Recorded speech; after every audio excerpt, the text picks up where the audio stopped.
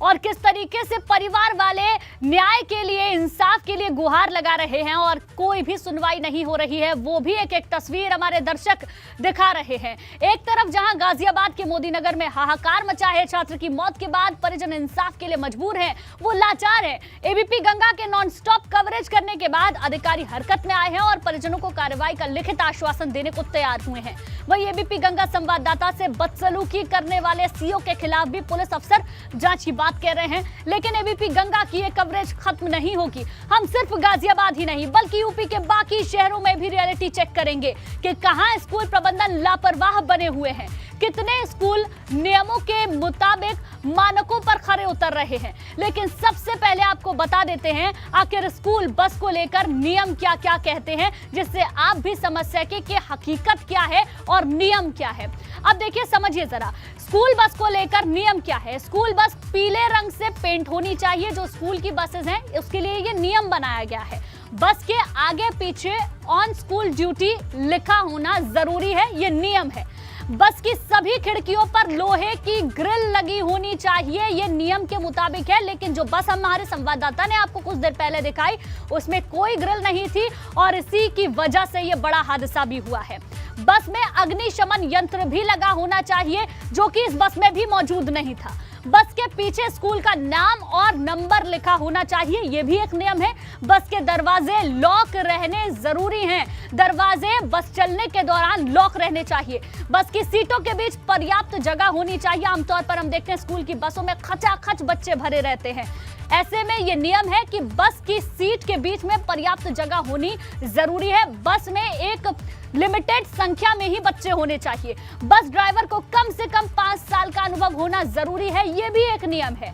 Driver के पास licence होना चाहिए, ट्रांसपोर्ट परमिट होना चाहिए। ये तमाम वो नियम है जो स्कूल बस को लेकर बने हुए हैं। लेकिन इन नियमों का पालन आखिर कौन करता है, इसका रियलिटी चेक लगातार हम करने की कोशिश कर रहे हैं, क्योंकि ये तो एक मामला सामने आया है गाजियाबाद से। ऐसी कितनी बसें होंगी, ऐसे कितने स्कूल होंगे जो इन तमाम नियमों को ताक पर रखकर अपनी बसों को सरपट दौड़ा रहे होंगे, और कितने बच्चे ऐसे होंगे जिनकी जिंदगी दांव पर लगी हुई है।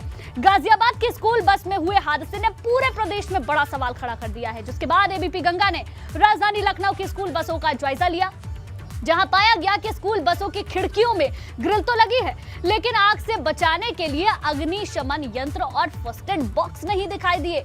आप भी देखिए लखनऊ के स्कूलों की बसों का हाल दरअसल है क्या। गाजियाबाद में जिस तरीके से चलती स्कूल बस में एक छात्र के साथ दुर्घटना होती है और फिर उसकी मौत हो जाती है, उसके बाद जो स्कूल हैं, जो बसें चल रही हैं, किस तरीके से बसें चल रही हैं, बसों की क्या स्थिति है, फिटनेस सर्टिफिकेट है या नहीं है, ये जानने के लिए हम पहुंचे हैं लखनऊ के एक स्कूल के बाहर। और यहाँ देखिए, चूँकि स्कूल शुरू हो चुका है, बच्चे भीतर जा चुके हैं, पर ये जो स्कूल बस है, मिनी बस है, इसको आप देखिए, यहाँ पर ये हमें ज़रूर दिख रहा है कि ड्राइवर का भी नाम लिखा हुआ है, फिटनेस इसका कब तक वैलिड है ये भी लिखा हुआ है, और परमिट 2024 तक वैलिड है, लाइसेंस भी 2026 तक वैलिड है। तो इन सारी चीज़ों को बताया गया है।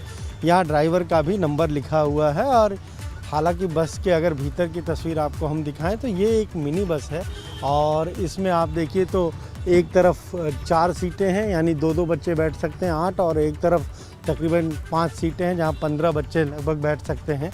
तो कुल इसकी कैपेसिटी अगर हम देखें तो 24 से 25 बच्चों की है। पर कई बार ऐसा होता है कि बस में जो संख्या है, जो क्षमता है, उससे ज़्यादा बच्चे बैठते हैं। हालांकि इस बस को हम देख रहे हैं तो इसमें हमें कहीं पर फायर एक्सटिंग्विशर नहीं नज़र आ रहा, यानी अगर कभी कोई ऐसा हादसा हो जाए कि बस में आग लग जाए या फिर कुछ और हो, तो उसके लिए हमें कहीं पर फायर एक्सटिंग्विशर नहीं नज़र आ रहा है। हमने पूरी बस में नज़र जो है वो दौड़ाई है, वो हमें नज़र नहीं आ रहा है। और साथ ही साथ ये ज़रूर है कि हमें जो इमरजेंसी गेट है वो भी यहाँ पर एक नज़र आ रहा है। ये इमरजेंसी गेट भी बनाया गया है, ये है, यानी अगर कभी कोई गड़बड़ हो तो इस इमरजेंसी गेट से बच्चे निकल सकते हैं। आप ये देखिए, और ये जिस तरीके से कल जो गाज़ियाबाद में हादसा हुआ, दरअसल कहीं ना कहीं ये गैप रहा होगा। खिड़की क्या होता है, बच्चे खोल देते हैं, और शायद यही हुआ होगा।